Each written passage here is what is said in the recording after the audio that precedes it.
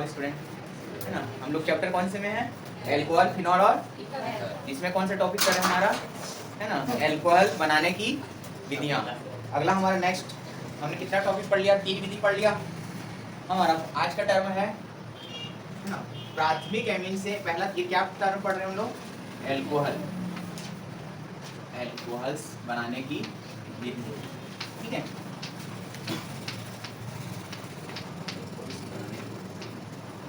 इसमें से पहला टर्म हम पहला, दूसरा, तीसरा हमने देख लिया है। आज का है प्राथमिक एमीन से, प्राथमिक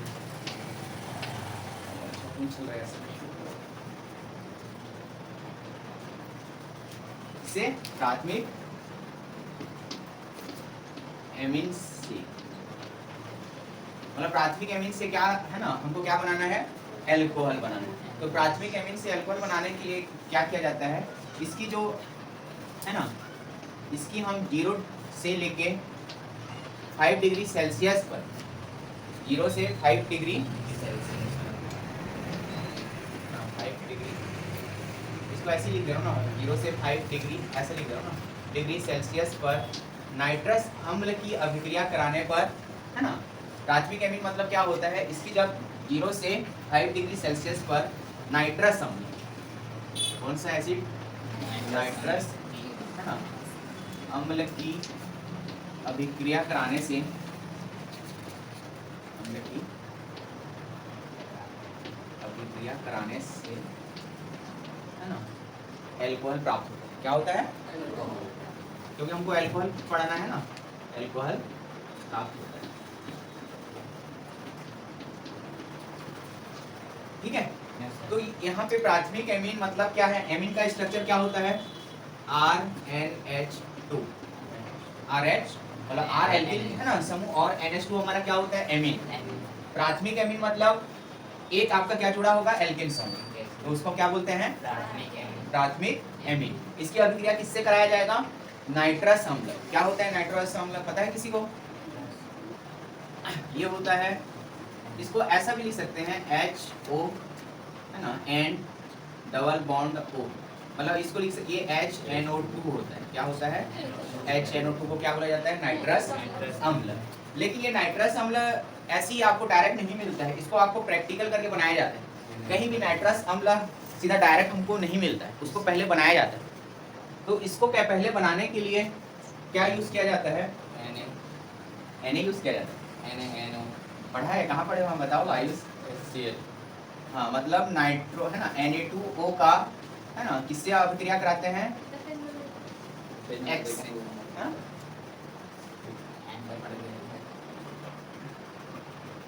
क्या होता है बताओ, बताओ ना, अभी पढ़े हो तो बोल रहे हो कि Na2O HCl से अभिक्रिया कराने से क्या बनता है? HNO2। किसकी उपस्थिति में कराने से? इसकी भी जो अभिक्रिया है 0 से हम, है ना, 5 डिग्री सेल्सियस पर अभिक्रिया कराने से हमको क्या मिलता है? नाइट्रस अम्ल। जो इस फॉर्म में लिखो, चाहे बॉन्ड फॉर्म में लिखना चाहो तो ऐसा लिख सकते हो, क्योंकि ऑक्सीजन की संयोजकता कितनी होती है? 2 बॉन्ड दिख रहे हैं, है ना, ऑक्सीजन और कार्बन की को देखा जाता है उसके बॉन्ड में, ठीक है। तो इसकी जब अभिक्रिया कराया जाता है तो यहाँ पे देखो NaCl एक बन रहा है, और क्या बन रहा है? H2O बन रहा है। तो इस प्रकार हमको क्या प्राप्त होगा वहां से? HNO2। तो इस प्रकार जब हम प्राथमिक एमीन का नाइट्रस अम्ल के साथ अभिक्रिया कराते हैं तो इस कंडीशन में क्या बनता है? देखो ये एंड, ये दोनों तो मिलके पहले क्या बना, जैसे ये H2 है और ये आपका O क्या बनाता है? पानी बना लेता है, ठीक है। ये H2 और ये वाला O बॉन्ड मिलके क्या बना लेते हैं? पानी। ये N और ये N मिलके क्या बना लेते हैं? नाइट्रोजन गैस बना लेते हैं। क्या बना लेते हैं? Nitrogen gas. फिर क्या बचा आपका? ये बचा और ये बचा, तो यह हमको मिल गया इस प्रकार एल्कोहल। क्या मिल गया? एल्कोहल मिला ना? Yes sir. तो प्राथमिक एमीन का नाइट्रस अम्ल की अभिक्रिया कितने डिग्री सेल्सियस पे? 0 से 5 डिग्री सेल्सियस पर अभिक्रिया कराने से क्या प्राप्त होता है? एल्कोहल। एल्कोहल प्राप्त होता है, ठीक है। बन जाएगा रिएक्शन। ये समझ में आया कि नहीं आया? आगे कि नहीं आया? तो R के जगह आप क्या रखोगे? एल्किन समूह, कोई सा भी एल्किन समूह लेके अभिक्रिया आप करा सकते हो ना। सोडियम नाइट्रेट NO2, इसकी अभिक्रिया इसके साथ HCl के साथ अभिक्रिया कराने से क्या मिलता है? HNO2। मतलब इसकी अभिक्रिया अलग से की जाती है, इसको ऊपर में लिखा हूँ, तो यहाँ से क्या प्राप्त होता है? नाइट्रस अम्ल। ठीक है, सोडियम, ये आपका नाइट्रोजन डाइऑक्साइड भी बोल सकते हो। सोडियम नाइट्रोजन डाइऑक्साइड का हाइड्रोक्लोरिक अम्ल के साथ अभिक्रिया कराने से क्या मिलता है? HNO2। ये इसके साथ अभिक्रिया कर लेगा, मतलब HNO2 बनता है, और क्या बनता है? NaCl। इसको अलग कर लेते हैं और नाइट्रस अम्ल हम बस यूज करते हैं। ठीक है, तो ये वाला रिएक्शन को ऊपर में लिख देना, या पहले इसको लिखना चाहो तो इसको लिख लेना, फिर यहाँ से आपको नाइट्रस अम्ल प्राप्त होगा। समझ में आया? ये बताना पड़ेगा, क्योंकि नाइट्रस अम्ल डायरेक्ट हमको नहीं प्राप्त हो रहता है। तो पहले नाइट्रस अम्ल बनाने के लिए क्या किया जाता है बोलने से, सोडियम नाइट्रोजन डाइऑक्साइड का हाइड्रोक्लोरिक अम्ल के साथ अभिक्रिया कराने से हमको क्या प्राप्त होता है? नाइट्रस अम्ल। और नमक, तो नमक को अलग कर लेंगे, हमको बस किसकी जरूरत है? ठीक है, अब देखो ये हमारा बेस है, इसके लिए प्राथमिक एमीन का नाइट्रस अम्ल के साथ अभिक्रिया। अब बेस के जगह आप कोई सा भी एल्किन समूह ले लो, जैसे हमने R के जगह C2H5 ले लिया, CH3 भी ले सकते हो, कुछ भी है ना। तो ये क्या बनेगा? NH2, फिर क्या बना? HO and double bond O के साथ अभिक्रिया करा रहे हैं। इसकी उपस्थिति में इसको भी लिखना है, लिख लेना है ना, NNO2 प्लस HCl नाइट्रस अम्ल के लिए मिल रहा है। कहाँ से कहाँ तक? 0 से 5 डिग्री सेल्सियस पर। क्या बनेगा? ये देखो पानी बनाता है ना, ये और दोनों मिलके, ये H2 और वो मिलके क्या बनाता है? पानी। ये N और N क्या बना? ऐसे नहीं करना है रफ में, इसको रफ में ऐसी है ना, आप एग्जाम में यदि फेयर में लिख रहे हो रिएक्शन को, तो ऐसे ऐसे एरो एरो नहीं बनाना है। ठीक है, प्लस क्या हो जाएगा? N2, और हमारा R के साथ क्या है? ये और ये बॉन्ड जुड़ जाएगा। इस प्रकार हमको क्या मिला? C2H5OH। कौन सा अल्कोहल है? मेथिल है। ये एथिल है ना, या IUPAC नाम एथेनॉल, हम दूसरे चैप्टर में पढ़ेंगे। ठीक है, IUPAC नाम इस चैप्टर में नहीं पढ़ेंगे, अभी बस नाम ऐसे याद रखते रहो जो जो बताया जाए। तो रिएक्शन बनेगा। देखो अभिक्रिया, कुछ क्वेश्चन इस प्रकार भी पूछे जाते हैं कि है ना, निम्न है ना, अभिक्रियाओं के लिए रासायनिक समीकरण लिखिए। बोल दिया पहला, प्राथमिक एमीन से नाइट्रस अम्ल की अभिक्रिया कराने पर क्या प्राप्त होता है। अलग अलग क्वेश्चन पूछा जाता है, तो इसलिए सब रिएक्शन को आपको पता होना चाहिए। और ये कैसे पता रहेगा? प्रैक्टिस करोगे, बहुत ईजी है कि नहीं? लेकिन आप पढ़ोगे नहीं तो कुछ दिन के बाद भूल जाओगे, ये कहाँ से आया, क्या हुआ, याद करना पड़ जाएगा। इसलिए देखो जो जो पढ़ाया जा रहा है कंटिन्यू करते जाओ। आया क्रिस? तो 4 टाइप्स का हमने पढ़ा एल्कोहल बनाने की विधि, सब याद रहेगा। उसके बाद हम देखते हैं एल्कोहल के कुछ भौतिक गुण। पहले एल्कोहल क्या है हमने देखा, उसके बाद है ना एल्कोहल के बारे में पढ़ा कि वो किस टाइप के समूह होते हैं, क्या होते हैं ना। उसके बाद उसकी बनाने की विधि। अब हम देखते हैं कि उनका भौतिक गुण। तो के भौतिक गुण,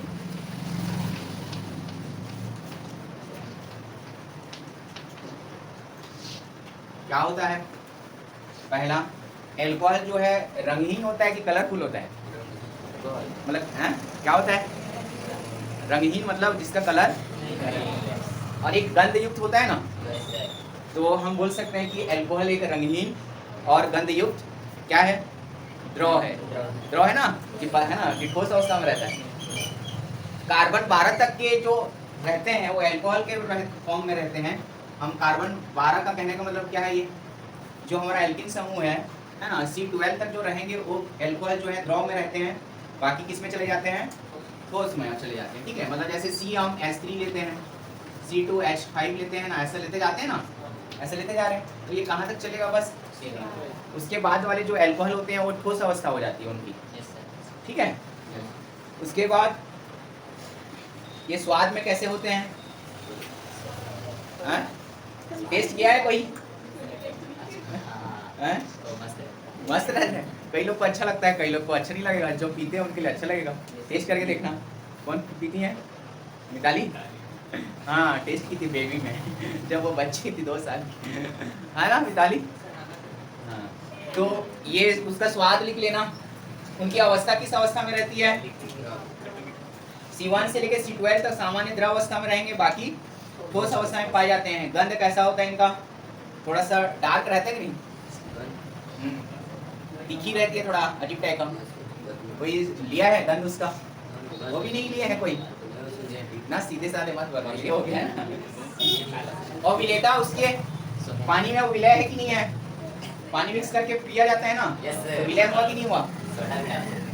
हाँ, सोडा भी डाल सकते हो। तो ये इसका क्या हो गया? तो पढ़ लोगे? जान गए। तो देखो 3 पॉइंट अच्छा याद रखना है। आयुष बताओ, चलो 3 पॉइंट कैसे लिखोगे, जैसे एग्जाम में ही पूछ दिया है। एल्कोहल के 3 भौतिक गुण बताइए, लिखिए। क्या क्या लिखोगे बताओ जल्दी। पहला गंध है, बस हो गया। गंधहीन कैसे हुआ? गंधहीन नहीं होता है उसमें। गंधहीन मतलब गंध नहीं होता है बिल्कुल, ऐसा है। तो फिर तो ऐसे देखो, फिर भी देखो 3 नंबर का मान लो 2 नंबर का पूछ दिया 3 पॉइंट, उसको भी अपने से लिखोगे, नंबर नहीं मिलेगा, पढ़ लेना। अब जैसे देखो गंधहीन बोल रहे, गंधहीन होता है क्या किरण? रंगहीन होता है और रंगहीन होता है ना। और क्या होता है? स्वाद नहीं होता है। इसका स्वाद की जो टेस्ट कर रहा है। स्वाद में देखो क्या होता है, विषैला पदार्थ टाइप का लगता है। मेथनॉल जो है अत्यधिक विषैला तथा एथेनॉल कम विषैला होता है ना। मेथनॉल भी एक क्या है, अल्कोहल है। तो मेथनॉल जो है अत्यधिक विषैला होता है। विषैला मतलब जहरीला, और एथेनॉल थोड़ा सा कम होता है, ये याद रखना। मेथनॉल और एथेनॉल में सबसे है ना विषैला कौन सा अल्कोहल है बोलने से, और एथेनॉल थोड़ा कम है। और एक चीज, यदि उनकी अणुभार बढ़ने पर है ना जहरीला या वैसली प्रकृति क्या होती है, बढ़ती है। जैसे जैसे बढ़ाते जाएंगे तो अणुभार बढ़ाने पर है ना उनकी वैसली प्रकृति क्या होती है।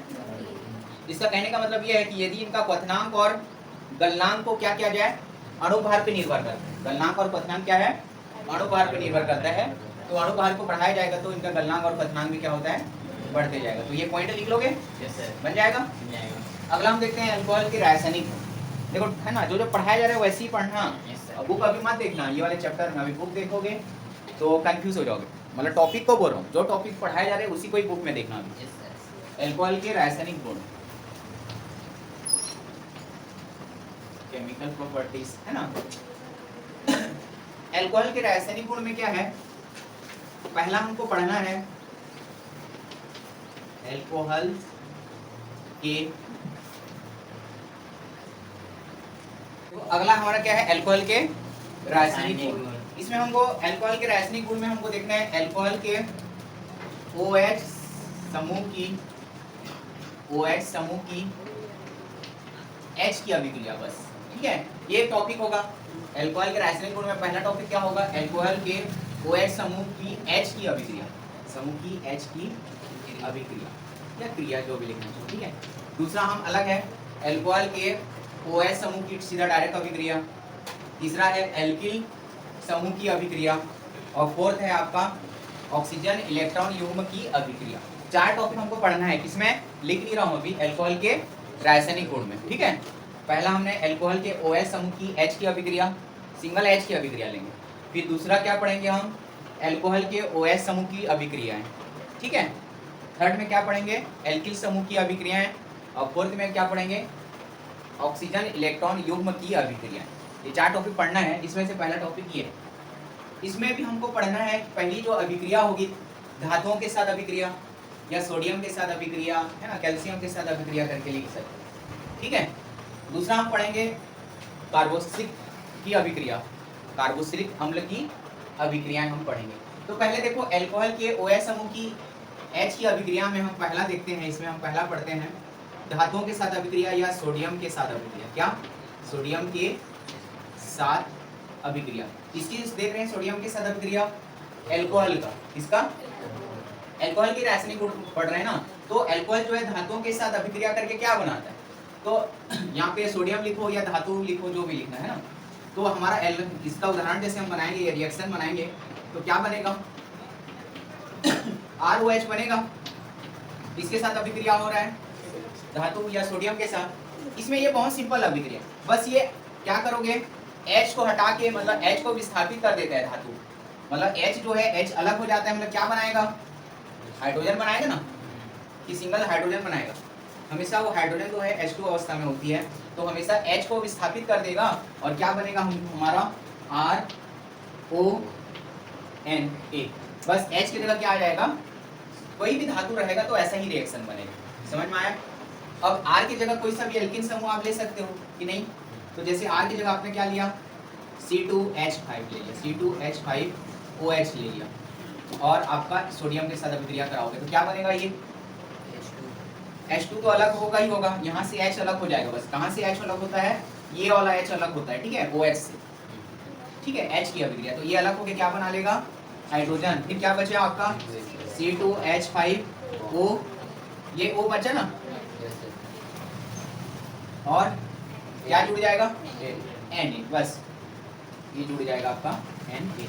देखो ऑक्सीजन संतुलित है, इधर एक बॉन्ड और इधर एक बॉन्ड, ऐसे लिखने हैं आपको, ठीक है।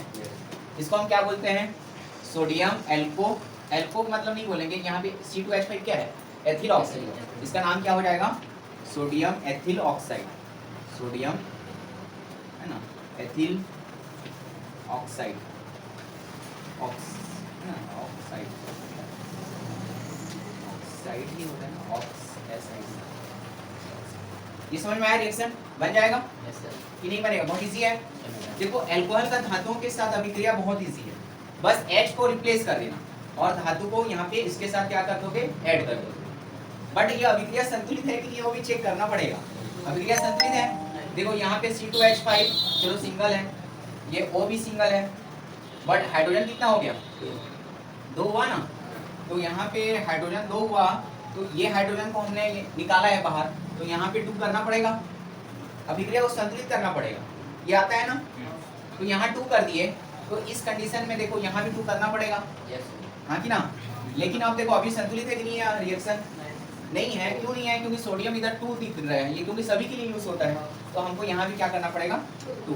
तो इस प्रकार अभिक्रिया क्या हो गया, संतुलित। ये अभिक्रिया संतुलित है क्या, उसमें भी ऐसी करना पड़ेगा कि नहीं करना पड़ेगा, तो यहाँ भी 2 कर दो, यहाँ भी 2 और यहाँ भी आप 2 तो दिया हुआ है यहाँ पे, तो इस प्रकार आपको थोड़ा संतुलित अभिक्रिया भी आपको देखना है। आया समझ में? दूसरा है अल्कोहल के OH समूह की H की अभिक्रिया में कार्बोक्सिलिक के साथ अभिक्रिया है ना,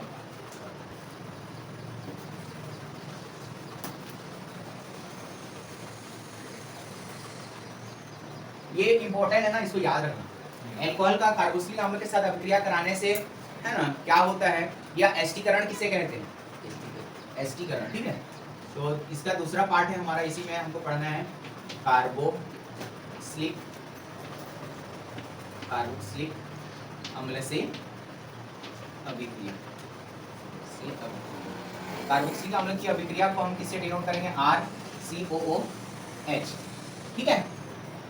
COH समूह कौन सा समूह होता है, कार्बोक्सिलिक होता है ना, और यहाँ पे कोई सा R जो डैश है वो है ना एल्काइल समूह ही है, वो अम्ल के लिए डिनोट करेगा, ठीक है। तो जब अल्कोहल की इसकी जब अभिक्रिया है ना, जब इसकी अभिक्रिया सांद्र सल्फ्यूरिक अम्ल मतलब H2SO4 है ना, सांद्र सल्फ्यूरिक अम्ल की उपस्थिति में अल्कोहल और कार्बोक्सिलिक अम्ल की अभिक्रिया कराई जाती है, तो क्या बनता है, एस्टर बनता है, ठीक है, क्या बनता है, और इस अभिक्रिया को ही क्या बोला जाता है, एस्टीकरण, ठीक है। बन जाएगा, लिख लोगे, रिएक्शन की लिखना पड़ेगा, हैं लिख दूंगा, तो वीडियो जाके देखेगा, छापेगा वो। कार्बोक्सिलिक अम्ल से अभिक्रिया क्या कैसे करना है, जब सांद्र है ना, जब सांद्र सल्फ्यूरिक अम्ल की उपस्थिति में, इसको सल्फ्यूरिक अम्ल भी लिख सकते हो है ना, सांद्र सल्फ्यूरिक अम्ल यहाँ पर अम्ल है, अम्ल की उपस्थिति में अल्कोहल, इंग्लिश में लिखता हूँ, अल्कोहल और कार्बोक्सिलिक अम्ल की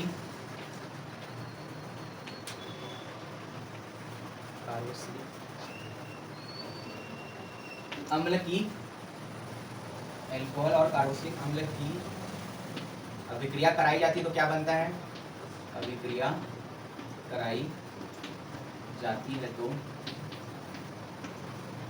क्या बनता है, एस्टर बनता है। इस अभिक्रिया को ही इस अभिक्रिया को ही क्या बोला जाता है? एस्टीकरण। एस्टीकरण पूछा जाता है ना, इस अभिक्रिया को ही एस्टीकरण कहते हैं। तो रिएक्शन क्या बनेगा? जब अल्कोहल मतलब OH है ना, कार्बोक्सिलिक अम्ल मतलब R-COOH, किसकी उपस्थिति में? H2SO4 की उपस्थिति में जब अभिक्रिया कराई जाती है तो क्या बनता है? एस्टर। मतलब ये OH और ये H मिलके क्या बना लेंगे? पानी बना लेंगे, है ना। ये OH दिख रहा है ना, ये OH और ये H दोनों मिलके क्या, तीनों मिलके मतलब ये H मिलके क्या बनाएंगे? H2O।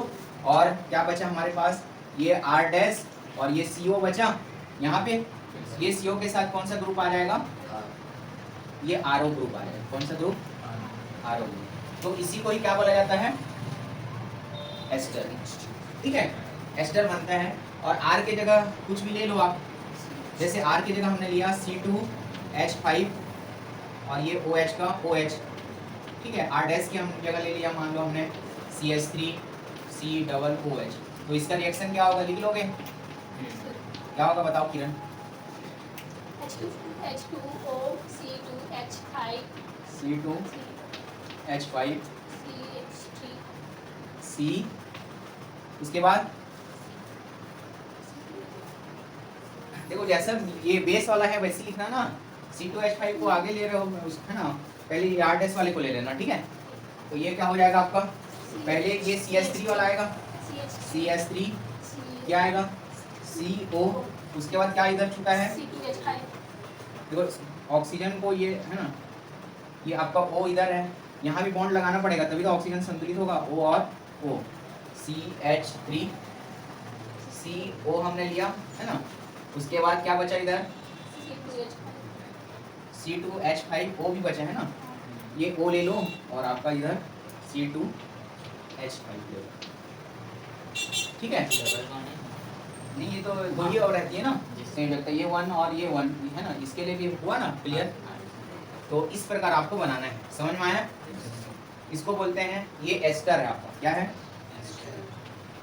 और इस अभिक्रिया को क्या बोला जाता है? एस्टीकरण। समझ में आया कि नहीं आया?